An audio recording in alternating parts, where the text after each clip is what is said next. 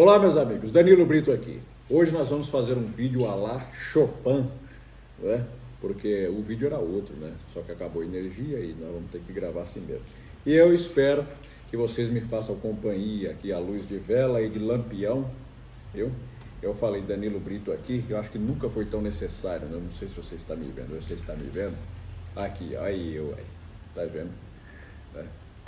Eu adoro quando acaba a energia, eu acho tão bonzinho, viu? Isso faz as pessoas conversarem, né? Eu me lembro das noites em Sussuarana, né, quando acabava a energia, porque quando eu conheci aquele lugar não tinha energia elétrica, né? Então era conversa, bate-papo todas as noites, né? Mas quando a energia chegou, aí acabou essa fantasia, acabou grande parte da imaginação das pessoas, né? Mas eu tenho lembranças maravilhosas. Bom, é bom para tocar também, né? E eu estava até com o bandolim na mão aqui. Eu ia fazer um vídeo para vocês. O tema era completamente diferente disso aqui, até porque eu ia precisar da energia elétrica para isso. Mas a gente pode improvisar. E comigo não tem esse negócio, meu pé está doendo, não. Aqui eu faço o vídeo com chuva, no meio de fogo, assim, não tem esse negócio, não. Viu? Tem um negócio aqui, o que é isso? Isso é um cachorro aí. Ixi. E por falar em Sussuarana, eu estava pensando uma coisa muito interessante, uma coisa que não, eu confesso que não havia me ocorrido ainda, né? Porque eu ligando os pontos, a minha família, a família de meu pai, da Paraíba, né? Meu pai é paraibano, minha mãe é baiana e eu sou de São Paulo, como você sabe, portanto eu sou São Paraibaiano, né? Nome de música, ninguém fazia, em homenagem a mim eu mesmo fiz, né? Meu pai nasceu num sítio Sussuarana, no interior da Paraíba, em 1935. A família de meu pai é muito musical, né? Eu tenho primos com grande aptidão para instrumentos musicais, né?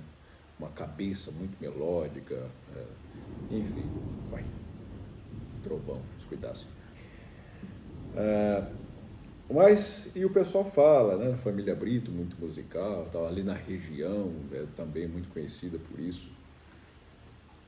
E eu, investigando, colhendo histórias que meu pai contava, né, acabei chegando à conclusão de que tudo partiu com a minha bisavó, Honória Leopoldina Regis, que nasceu em 1877, né?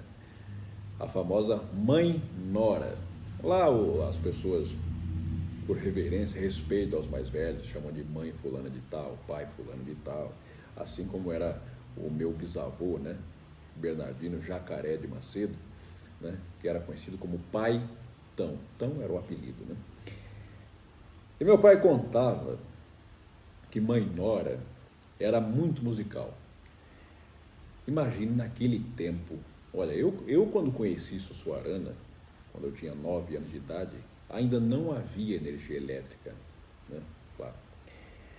Então era assim, era no lampião, a querosene, na lamparina, a querosene, no lampião de gás, que é aquele do bujãozinho, né? Esse tem uma luz mais forte. Agora você imagina quando meu pai era menino, nasceu em 1935, em 1946 ele tinha 11 anos, passou um andarilho por lá e, vai, tá vendo aí? Isso aqui é uma lamparina, tá vendo aí? Dá pra ver? Essa aqui não dá pra acender não, porque tá vazia, tá seca, né? Isso tem um cheirinho tão bonzinho de querosene, viu? Isso me dá uma lembrança, né? A gente comendo xerém com leite, cuscuz com leite, né? No jantar, a família reunida, era essa luz aqui, essa iluminação, né? Bom, e passou esse andarilho lá em Sussuarana com um cavaquinho. Ninguém sabia o que era aquele instrumentinho, tá? E meu pai ficou muito entusiasmado com aquilo. com seus 11 anos de idade, né? Ficou maravilhado com aquele instrumentinho. Ele nunca havia visto um cavaquinho, né? E a minha bisavó foi quem deu esse passo inicial, né, na prática para o meu pai.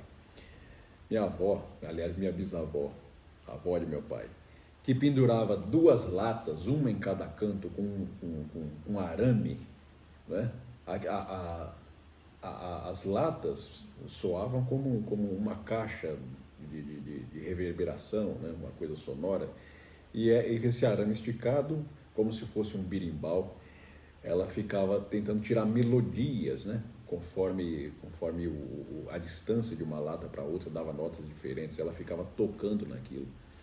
Olha só que coisa interessante, né? E minha bisavó trocou 2 galinhas por esse cavaquinho que apareceu lá no sítio. Presenteou meu pai. Meu pai com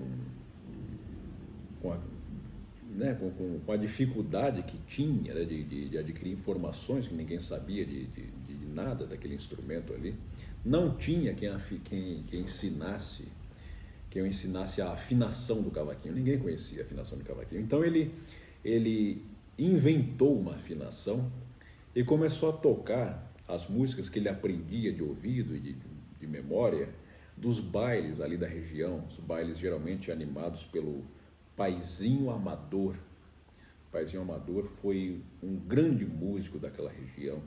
Ele morava em Sucuru, né, que é um povoado que fica a uns 8 quilômetros. Né? Que Sucuru está exatamente do mesmo jeito que era naquela época. E engraçado, né? Alguns lugares, né, você imagina que vão progredir, aí você pensa, puxa, isso é o início de uma cidade, né? E o tempo passa e tudo fica intocado, né? Alguns lugares são assim, isso é interessante observar. E meu pai começou a reproduzir essas músicas que ele ouvia nos bailes e tal. E com o passar dos anos, em poucos anos, ele já tocava nesses bailes com o Paizinho Amador e acompanhava o Paizinho Amador também com pandeiro e tal.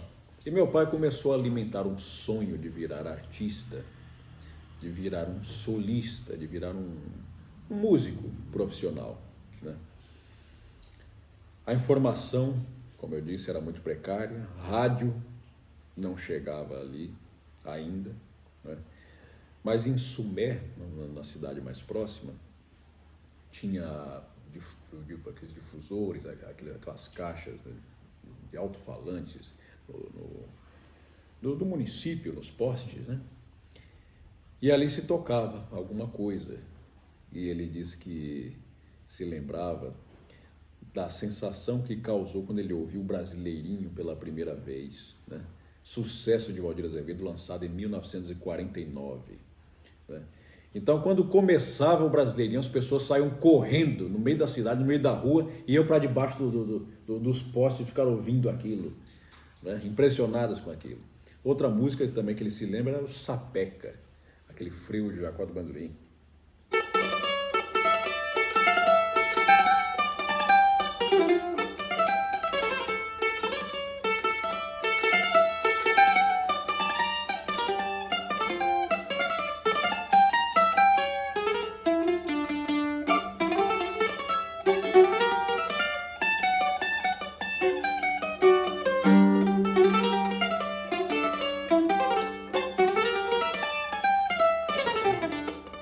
Essa gravação é de 1952.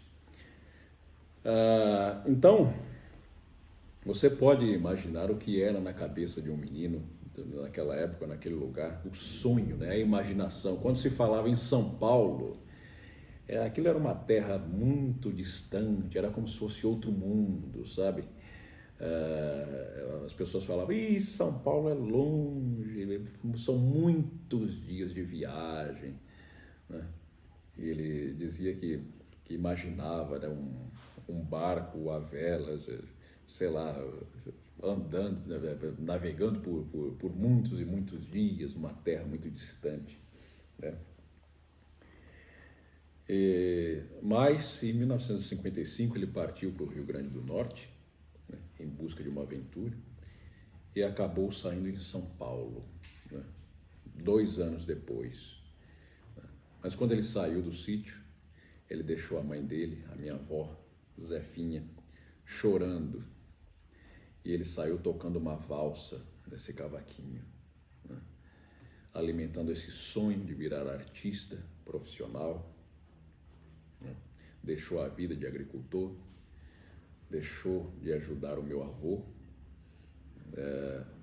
para poder seguir essa aventura, porque é uma grande aventura, né? E graças a essa fantasia, essa imaginação, né, e ele, levado por isso, acabou chegando em São Paulo. Nunca foi profissional, de fato, nunca foi. Ele chegou a participar de alguns festivais, existe um programa, Na Hora do Pato, né, um programa de calouros, e ele tirou, no meio de 26 conjuntos, ele tirou em segundo lugar, né? Ele até falou que arrebentou uma corda do cavaquinho. No lugar da terceira corda, era uma segunda corda, né, afinada em sol, né, tirou em segundo lugar.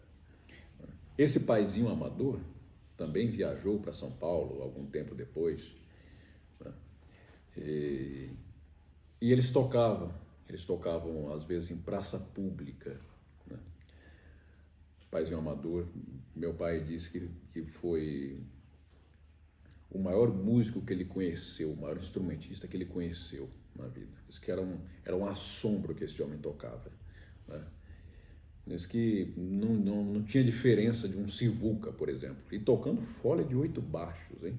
Um instrumento dificílimo, né, de botões que quando você aperta um botão aqui, quando você fecha é uma nota, quando você abre é outra. É muito difícil. Isso eu fiz um vídeo, aliás, alguns vídeos aqui para o canal, né, falando de grandes expoentes desse instrumento. Tem a entrevista aqui com o Luizinho Calisto, tá? Eu vou deixar na descrição para que você veja, né? E meu pai tinha muita amizade com esse paizinho amador, que era bem mais velho, né? Era bem mais velho. E ele faleceu em 1966, esse paizinho amador. Em 1963, eles tocando na Praça da Sé, no centro de São Paulo. Meu pai sempre se emocionava, porque ele contava essa história, né? E você vê que não é de hoje, né?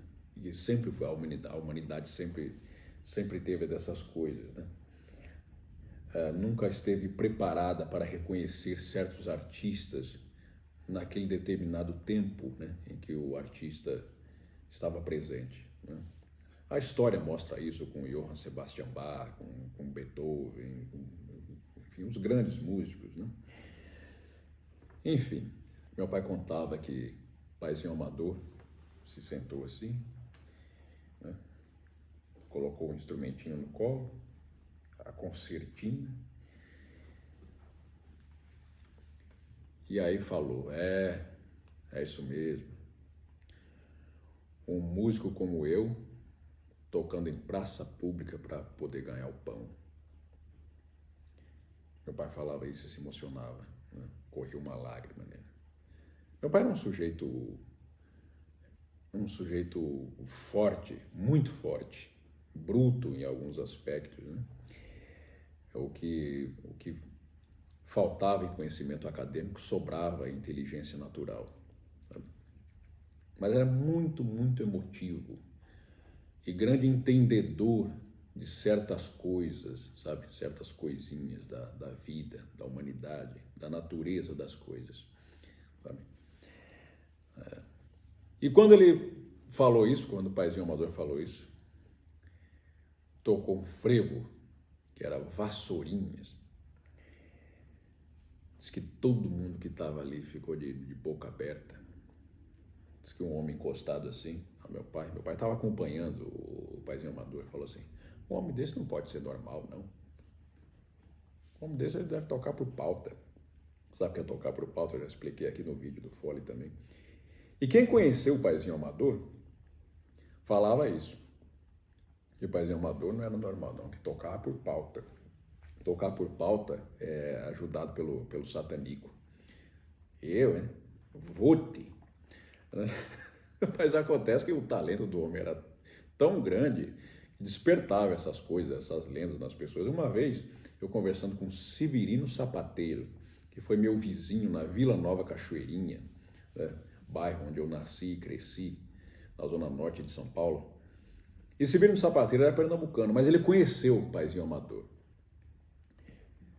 E a gente conversando, sentado na calçada, tal, e falando de grandes instrumentistas, sanfoneiros, tal. Quando eu falei de Paizinho Amador, ele falou: eu conheci Paizinho Amador, mas isso aí não conta, não. Como não conta, seu Severino? Não conta por quê? Não, porque aquele lá não era honesto. Não era honesto? Não, ele tocava por pauta. E o que danado é tocar por pauta, Severino? Ajudado pelo diabo. Não sabe o que é tocar por pauta, não? É ajudado pelo diabo. O Paizinho Amador tocava ajudado pelo diabo. É nada, Severino, que conversa, mano. Tô lhe falando, pai, não é possível a pessoa tocar daquele jeito, não, Danilo. Não tem jeito da pessoa tocar daquele jeito, se não for de uma coisa sobrenatural. Puxa, não existe registro algum, né, de Paizinho Amador tocando. Um homem de rádio, naquela época, lá nos anos 1960 em São Paulo, queria levá-lo para gravar um disco. E meu pai foi testemunha disso, né? Era um grande feito gravar um disco nos anos 1960. Mas aí ele já estava acometido por uma doença grave e tal, e precisava de tratamento. E acabou não fazendo esse registro, né? Há algum tempo, pouco tempo, depois do falecimento de meu pai, inclusive, surgiu uma foto, não só uma foto, mas duas fotografias de Paizinho Amador. E era uma coisa que eu gostaria que meu pai tivesse visto, sabe? Porque meu pai falava tanto de Paizinho Amador, né? E meu pai, como eu disse, sempre se emocionava a falar de Paizinho Amador e dizia: morreu chamando pelo meu nome. Foi o que chegou aos ouvidos dele, né? Porque eles estavam distantes já, né? Cada um num canto do país, a essa altura. Mas, pai, o senhor não tem um registro de Paizinho Amador? Não tem uma foto, pelo menos? Eu não sei se Dona Jansa é viva, que era a senhora do Paizinho Amador, né? Eu não sei, o povo fala que mora em Campina Grande, não sei, não podia procurar. Quando nós fomos visitar Sucuru, meu pai falou, Paizinho morava nessa casa aqui, Nilo. Paizinho morava nessa casa. Eita, que lembrança. Toquei muito aqui. Isso lá nos anos 1940, 50. Mas é assim, não é? Esse Brasil saborosíssimo, cheio de histórias, cheio de encantos, né? Um país novo, né? E com uma história tão rica, não é? Que é tudo misturado, né? Essa mistura aqui de culturas, de raça, tudo isso nos enriqueceu demais, né? Isso transformou essa mistura de culturas numa coisa só, transformou no Brasil, né? Esse Brasil lindo, né? Que tem essa música maravilhosa. Por exemplo, né? O choro, né? Que é uma das músicas mais ricas e lindas do mundo, nasceu da cultura da alma do nosso povo, né? Nasceu da mistura como disse o Jacó do Bandolim, numa contracapa de disco, das nossas três raças tristes, né? Paizinho Amador compunha também, viu? Compunha músicas muito bonitas, embora ele fosse muito modesto. E ele não saía dizendo, essa música é minha, tá, não sei o quê. Uma vez um homem falou assim, mas Paizinho, o senhor toca tantas músicas, não tem nenhuma música de composição sua? Aí ele tocou uma música Quando terminou, falou, você conhece essa daqui? Não, senhor, conheço não, senhor. Calou-se. Aí tocou mais uma. Você conhece essa daqui? Não, senhor. Aí tocou uma noite quase toda. Eram todas músicas dele. E ele era um grande criador, assim, intuitivo de momento, inclusive. Né? Ele criava músicas na hora para animar um baile, conforme a dança, qualquer coisa, ele criava na hora. Né? E meu pai gravou muitas dessas músicas, né? na memória. E eu acredito que todas elas. Eu tenho todas elas também na memória. Isso não existe, não existe registro em nenhum outro lugar. Né? Eu também não conheço muitas pessoas que tenham conhecido assim Paizinho Amador de perto, que sejam músicos também, que posso dizer, olha, essa música é de Paizinho Amador e tal. E eu tenho mais essa daqui pro repertório. Não. Algumas que eu toco, já toquei para pessoas da época, tal, que conheceram, que frequentaram esses bailes de Paizinho Amador. Falaram, essa música de Paizinho, eu me lembro disso. Né?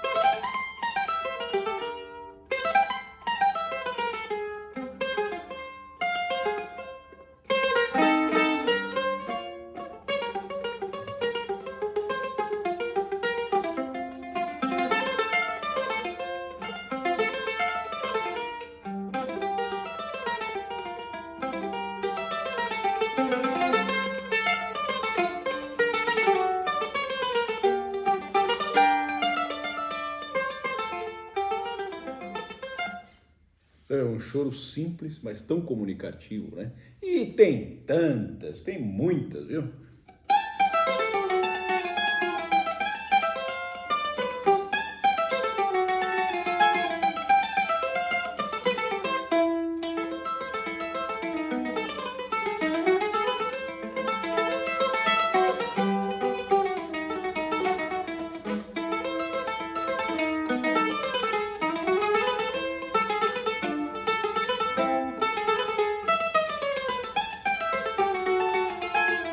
Esse é um choro de 3 partes.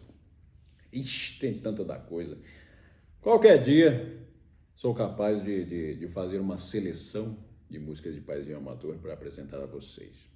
Ah, tem uma que eu já lancei aqui do Paizinho, e ao lado de tio Vavá, hein? Tio Vavá dos 8 Baixos. É meu tio Vavá, irmão caçula de meu pai. Damião! Hein? Aí Bedo tá no pandeiro, Rosinho é meu primo, tá no zabumba. E aí na sala tio Vavá, a gente tocou essa do Paizinho. Como é que era mesmo?